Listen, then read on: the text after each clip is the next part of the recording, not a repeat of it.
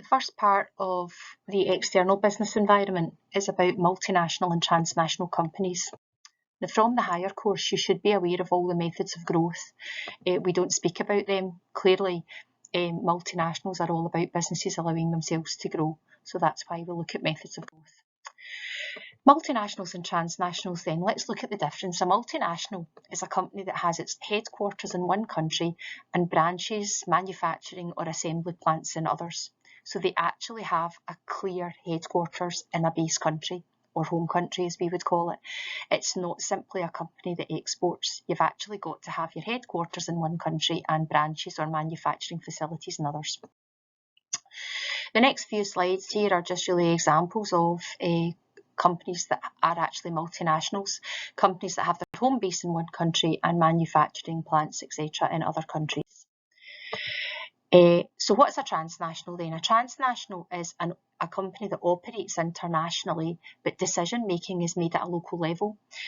So the decisions are actually made to suit the branch in that country. So for example, it could be that the company has to be careful about different regulations in those countries, and it makes sense to actually make the decisions at a local level. For example, McDonald's, they can be regarded as a trans rather than a multinational, as the company will make decisions based on the specific country they're operating in. For example, they'll maybe have different menu items to suit local demand, or different suppliers, etc., to suit local demand.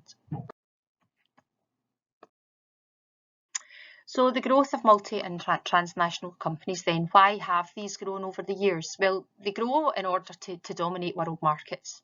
They take advantage of cheap labour and materials in these developing countries. Some of these will be quite familiar to you from higher, and why these companies have grown. To take advantage of countries that are protected by tariffs and quotas. So obviously, as part of the EU, they don't have to pay tariffs and quotas to other countries in the EU. So Nissan and Toyota, for example, have brought facilities over to the EU countries so that they can actually export to other EU countries without having to pay tariffs and quotas. They also maybe grow to avoid monopoly legislation in their home country that prevents them from expanding their core activities at home. So maybe monopoly legislation says that they can't actually increase the size of their business in the home country. So the best way for them to grow is actually to start moving into other countries. Other reasons then, to be in full control of their operations. We call that, from higher, we should know, vertical integration, because Shell perhaps has to move into other countries to extract the oil where the oil is based, and they would retail, for example, in different countries. Taking advantage of different growth rates in different countries, it might be that some countries are more likely to buy your products because the growth rates and the rates of affluence in those countries are a little bit higher, so they may be able to buy your products. Also, what you're trying to do is spread risk. What works in one country might not work in another, so it's good to be able to spread the risk. Now it's easier for multi and transnational companies to grow abroad, to be multinational or transnational, because world markets are created much easier now with the use of global communication, for example, the internet. And it's easier to facilitate business through ease of travel and communication. It makes it much easier than it used to be able to take control of and have an eye on your branches abroad. Okay, so what facilitates it then? We've got low-cost transportation now in jet fuel, maybe not just now, but like low-cost jet travel, making it easier to move products around the world. So it doesn't cost as much now as it did before, because so many companies are doing it. There's so much competition out there that it can cost you less to actually transport products around the world. The reduction of barriers to the free flow of goods, services and capital, so you're talking about different trading blocks there, and bringing barriers down so that people can move goods around freely. For example, the EU or the Asian nations, the ASEAN, what you can do is you're not actually having to pay the same tariffs and things to move your products around. Low-cost global communication networks, obviously we've mentioned this already, making it easier for different branches to communicate easier, so that makes having multinationals or transnational companies much easier. Global media has created a worldwide culture for a variety of goods. McDonald's has had a huge hype. They started off in America, and now McDonald's are pretty much known well throughout the world, and it's because of this hype for products. So foreign direct investment then, this is part of multinationals, and this occurs when a firm invests in production facilities abroad, which is exactly what multinationals are. There are two ways for you to achieve foreign direct investment. You can actually create or invest in new facilities abroad, so you're starting from scratch, or you can buy over or merge with an existing business abroad. So you can actually merge with an existing business, and that is called foreign direct investment. It is also an organisation moving into different countries. What's good about you buying an existing enterprise abroad is that you've got the advantage of having the knowledge and experience of the local market conditions, because they've already been there. An example here was obviously Abellio. They were Dutch and they acquired the rights to run ScotRail. Unfortunately, they didn't really have that great a knowledge of it, didn't make a very good job of it, and it's now been put back into government hands again. But at the time, that was like foreign direct investment for Abellio, coming over and investing in a known business in the UK. So first of all, let's look at when you invest in facilities to produce a product or a service in a foreign country. Now remember, that's your host country. So what are the advantages of foreign direct investment then? You can replicate your facilities across the world. So if you've got a good business in one country, you can pretty much assume that you can just use that model and it will work throughout the world. Not always, but it can. You can instill a new culture in a foreign land. It's a bit like McDonald's going into foreign countries. They have instilled a new culture of eating and things that maybe these countries didn't have before. Problems then, it can take a lot of time to invest in facilities abroad. Of course it can. It will need an awful lot of money, is another thing. Okay, so what if you buy an existing business then? What are your advantages? Market conditions are known right from the start because the organisation is clearly there. Okay, so when Ford bought QuickFit, Ford obviously, QuickFit actually knew what the conditions were like in those countries that Ford had bought into, so it made it a lot easier. You can enter new markets easily because you're an established business, so it's much less time consuming, and potentially you can actually start to make profit a lot sooner. What are the problems? You're buying into an existing culture in that country, in that company as well, so you've got to be able to manage how that company runs. You might have resistance from an existing workforce. We talked about this when we talked about integration, and we talked about takeovers and how there might be resistance from the existing workforce. So these things can be an issue. The next few slides are just some examples of foreign direct investment in Scotland, companies that are actually buying into businesses in Scotland. And here are some more, just a few slides. Okay, so one of the big questions you can get asked in the advanced hire paper is the effect of multinationals on the home and the host country. So the next few slides are going to look at these. So what are the advantages to the host country of a multinational account? Now remember, the host country is the country that the business is opening up in. So there are a whole list of these, and there's a lot here, so you should be able to answer a really full question on this. So the advantages to the host country then. The first thing is there's an improved balance of payments. Now your balance of payments is your exports of the country take away your imports. So obviously countries are looking for a positive balance of payments, which means they want their exports to be higher than their imports. So if your balance of payments is improving, then your exports are exceeding your imports, or the difference between the two has narrowed. So the balance of payments of the host country might improve. The host country is the country you're moving into. Remember, the home country is going to give a one-off flow of money into the host country to enable them to buy the operation. That's going to be positive for the host country. What can also happen is, we're talking here about foreign direct investment being a substitute for importing goods. Much of the foreign direct investment by Japanese car manufacturers in, for example, the US and the UK can be seen as substituting imports from Japan. So what they're actually doing is they're actually setting up facilities in places like the UK, the USA, and what that actually means is they're not then having to import export. We're not accepting imports into our country from the likes of Japan, Nissan, Toyota, etc. So what it actually does is it actually improves our balance of payments as in the UK or America, because they're already here, they're not seen as imports. So the current account of the balance of payments has improved because the facilities are actually in the UK, so they're not seen as imports. So that can be really positive for the host country. Other advantages then to the host country, the infrastructure. These multinationals may have to actually improve infrastructure if they move into a country. They might have to provide better roads, rail networks, etc., and that can benefit communities in the host country. The gross national product of the host country will increase. That's the amount they're actually producing as a country, and that will increase, as will the standard of living, where there's been investment in the new manufacturing plant or capability. So what actually happens is there's going to be increased output in the host country, which improves the standard of living of the inhabitants. Another thing can be local business improvements. They're obviously going to benefit because they might supply component parts, etc.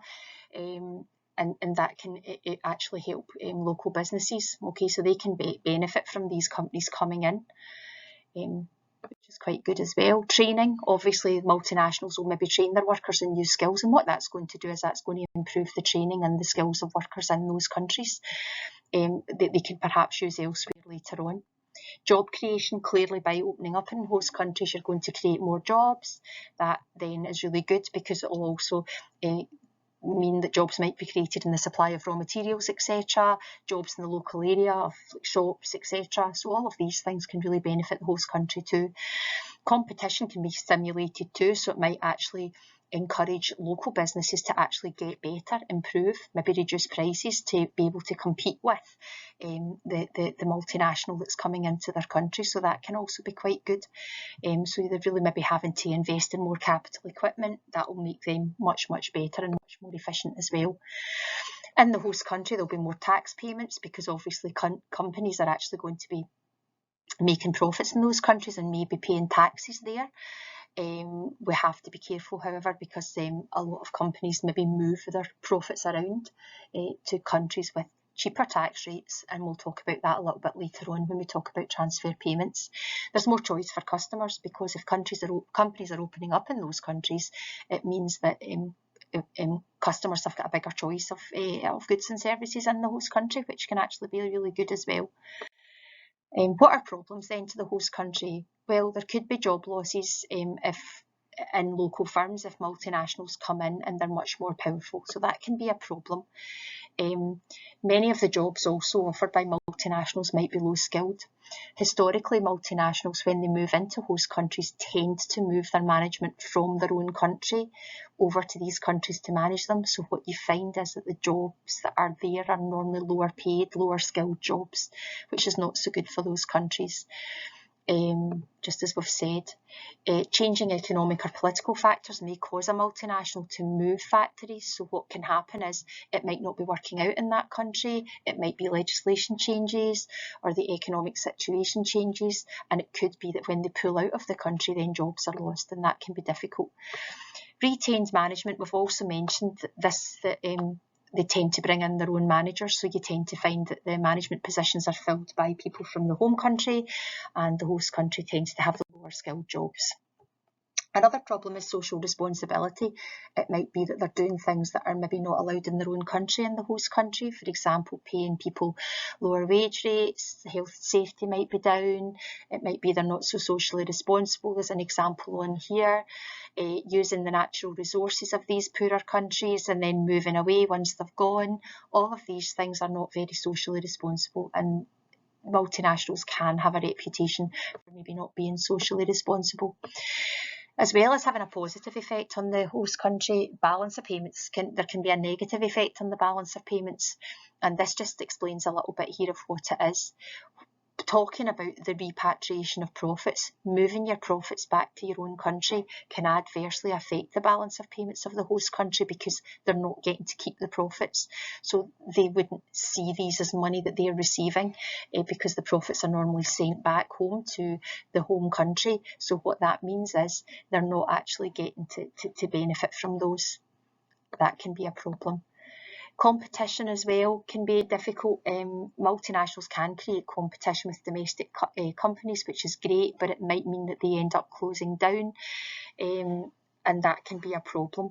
The host country will also collect any reduced VAT payments as a result of any price war, so you're maybe not getting as much VAT as you would like because prices are coming down as a host country, which can be a problem. Other disadvantages, and we talk about transfer pricing in a bit more depth later on in this presentation, but transfer pricing is a problem as well, and that's where multinationals will basically move their profits around so that they can actually pay tax on their profits in countries that have lower tax rates.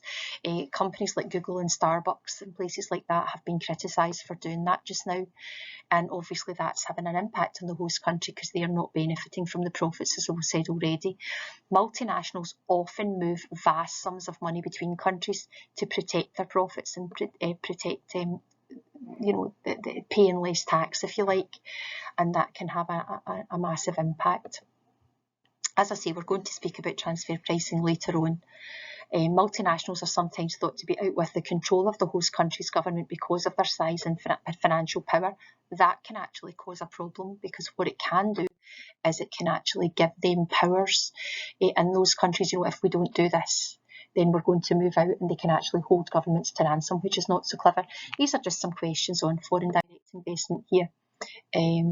What can governments do then in host countries to actually hold on to or incentivise countries to come in, foreign countries to come in? What they can do, and what we do in this country a bit as well, is we can give them reduced taxes for a period. We can give them some grants and subsidies to allow them to come in. It might be that we give them free pieces of land to enable them to come in and build the premises without charging them, giving them training grants and assistance if they train workers, and building infrastructure for them. Out at Eurocentral, out on the way to Edinburgh, they built a lot, invested a lot in infrastructure. That was the Scottish Government there to encourage foreign companies to come in and invest in the UK, especially at Eurocentral, and that was all built up to do that. And that was action the government took, as well as giving them subsidies and things and grants, things for taking staff on. What are the effects then of multinationals on the home country? Now, the home country, remember, is the base country where it originated. And the first thing here is upskilling. Because of less demand for unskilled labour, people are encouraged to seek education to ensure they can be employed as a result. So what we're assuming here is that if you're a multinational, then we keep the good workers and the higher ranked workers in this country. So people are having to be upskilled to be able to be employed in this country. The balance of payments can also be improved as well for the home country. And that might be obviously talking about the inward flow of earnings from these countries. So we're actually getting the profits back. And as I say, that can have an impact on our balance of payments. Increased employment, well, positive impact on employment, because these companies are getting bigger, and it might mean that they do need more staff in the home country to try and deal with the demand. Increases in skills, we've kind of mentioned that already, how you're needing to be skilled in superior management techniques, etc. What are the problems? Once again, balance of payments crops up as a disadvantage. Your home country's balance of payments can be impacted negatively in 3 ways. The capital account can suffer, because obviously we've talked about this, they're having to spend money opening up these business abroad. So some of our money is going out of the country to other countries to allow them to set up, so we can be missing out on that. Another thing is the current account can suffer, because the objective of foreign direct investment is to serve the home market from a low-cost production location, as the profit will not be made, it'll be made abroad, not here. So that's obviously going to be an issue for us as well. And this talking about what we said earlier on, the current account suffers if the foreign direct investment is a substitute for exports.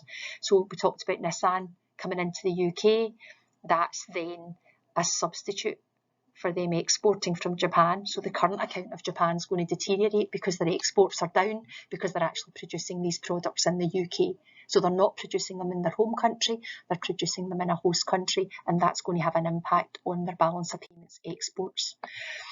Other things, unskilled labour. The low cost of unskilled labour in other countries can cause unemployment in the home country, increasing expenditure and benefits, and decreasing tax received by the inland revenue.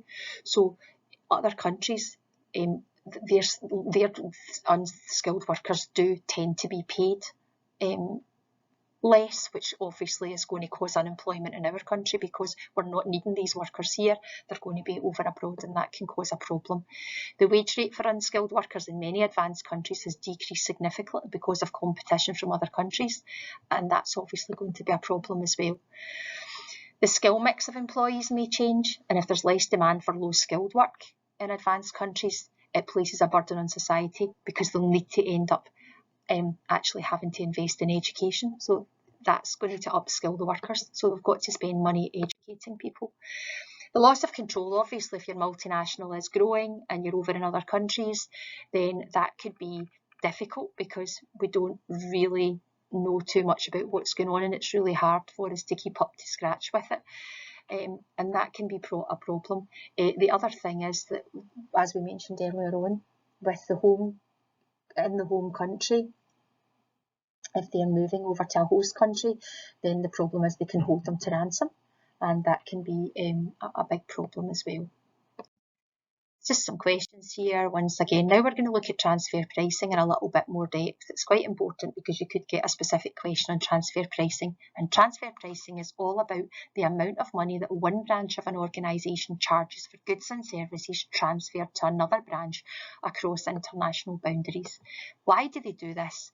The transfer price can be set at a level which reduces or cancels out the total tax which has to be paid by the multinational. So what you're actually doing here is you're actually trying to pay less tax on your profits by moving the profits around. And it's a kind of mathematical, if you like, figure to try and find out the companies with cheaper taxation and cheaper tax rates, and then what you can do is actually move your profits around. There are normally a large number of transfers of goods and services between the parent company and its foreign subsidiaries, so the home country and the host countries. So what's the basic rule then? The theory is this: tax, as we know, is paid in profit. We call this corporation tax. So the lower the profit declared, the lower the tax liability. So the less profit that you declare, the less tax you pay. Simple. So what you would do is you would then transfer your profits in a low price to transfer in a low price and out at a high price to a low tax country. Now what we're meaning there is, if the difference between your cost and your selling price is high, then you want to pay that in a low tax country because you've got more profit to pay tax on, so you want to pay it in a low tax country. So you want to make sure that the difference, the cost price of you transferring raw materials, for example, in would be a low price. And then that means that the price of the product would then be elevated to make sure you have a higher profit, and that means that would be in a low tax country because you're paying less. Obviously the reverse is true. If you are paying tax in a high tax country, then what you want to make sure is any raw materials, component parts or whatever, you'll transfer them in at a high price and sell them at as low a price as you can, so the difference, i.e. the profit, is low. Paying less tax, if you like, in a high tax country because your profits are down. So what are the benefits of transfer pricing? Your tax liability can be reduced by using transfer pricing to shift earnings from a high tax to a low tax country. Import duties can be reduced where the tariff is calculated as a percentage of the value of the goods. So, for example, if you can reduce the price of your product, and by reducing the price of your product, it means that you're paying less tax on it, less import duty, because import duty is a percentage of the price. If the price is down, you're paying less. Where a large currency devaluation is expected in a country, so where the value of the country's currency is falling, transfer pricing can be used to reduce exposure to foreign exchange risk. So what we're talking about there is, if the value for the pound, for example, is falling against the euro, then that means we need more pounds to buy a euro. We need more pounds to buy products from the European Union. That is going to cost us more money. Our currency is devaluing. So what we can do is we can use transfer pricing to try to avoid that. The effects of transfer pricing on profit. These are some of the questions you would potentially get asked. Fixing a high transfer price for goods and services going to a division in a high tax country will increase the cost, which means it will reduce the profit. So that's what you're wanting to do. Fixing a low transfer price for goods and services going to a low tax country means that the cost will actually be reduced and you've got a higher profit there, and that means that you're obviously going to be paying your profit in a low tax country, so you'll not be paying as much tax. What are the effects of transfer pricing then on tax paid? Each division must pay tax on any profit it makes. By manipulating the transfer price, as we've talked about, the multinational, the MNC, can influence the amount of tax each division pays. In the absence of transfer pricing, your bill would be higher. So basically what you're doing is you're manipulating the profit you're making in those countries by bringing in raw materials or component parts at higher prices in a higher tax country, because then it reduces the profit and so on. For example, charging a high transfer price for goods going from a low tax to a high tax division will increase the costs of the division in the high tax, which means your profits going down. Higher costs, less profit. So if the tax in that country is high, transfer in your component parts, etc., at a high price, and that means you're going to reduce the profit. So you're paying higher tax on a less profit, if you like. Charging a low transfer price for products going into a low tax country, remember the difference between cost and price, it's going to be a higher profit, then you're going to be paying tax on a larger profit, but it's going to be. The positive impacts are the ability to reduce the amount of tax paid. That's clearly a bonus. Reductions in outgoings or costs will boost your profits. So that's it, because you're going to be manipulating your costs to boost your profits. The multinational may often have a legal agreement with the host country to pay less tax as a condition of setting up. So that's one of the things they do to invite them in. The host countries will maybe reduce tax rates for a period of time so that they're not paying the same amount of tax to encourage them to come in. What are the negative impacts then of transfer pricing on the whole country? The multinational's reputation might be negatively affected if it's being protested against. Boycotting the company can reduce sales, and multinationals can be taken to court in some countries by a host country if it's felt that they've used transfer pricing. So it's ethically not right, it's just morally not right, and some countries can actually take you to court if you've used transfer pricing, denting your reputation. Finally, what are the effects of transfer pricing on the host country? Well, the positives are that a country that's got low tax rates will encourage multinationals to come into them because they'll want to pay lower tax. So they'll maybe encourage more business in their country, and it will create employment and improve the wealth of the country. However, the negative impacts obviously is that they're not raising much tax revenue, and that can be a problem. Now, there's a lot in this, and it's really important that you learn the impacts of transfer pricing, and I would suggest looking at foreign direct investment and multinationals from the home and the host country's point of view. These are the kind of questions that you tend to be asked. Thank you.